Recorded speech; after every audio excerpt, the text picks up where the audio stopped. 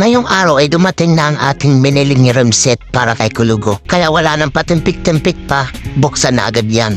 Burger on that beat, bitch. Pull up, 20 dip, honey clip, sa bumbu mo. Magandang araw mga boss. For today's video ay darating na ang binili nating rim set para kay Kulugo. Kaya dito na ako sa labas naghihintay kasi excited na ako na makita ang rim set ni Kulugo. Pero may problema, di pa natatapos ang pagbugso ng ulan dito sa amin. Time check, 11 o'clock ng tanghali. Di pa rin dumarating ang delivery rider. Sigurado matumal ang pag-deliver niya kasi sa pagbugso ng ulan. Sa totoo lang mga boss, naiisip ko rin na mahirap ang trabahong delivery rider lalo na pag maulan. Kaunti pa lang nga na-deliver nila. Sa pagkakaalam ko, nakabisa na sahod nila na kung ilan ang ma-deliver nila. Correct me if I'm wrong. Mabuti na lang may dumating ng delivery rider. Pero nag-deliver siya sa harapan ng aming bahay.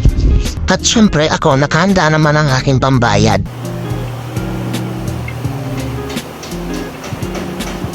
Kaya tamang hintay lang ako kay kuya na pumunta dito sa amin.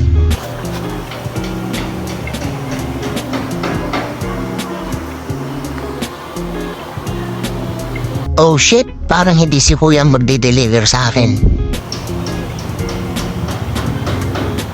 Kaya ngayon mga boss, maghihintay ulit tayo. Pagkalipas ng ilang oras, tatapos din ang ulan.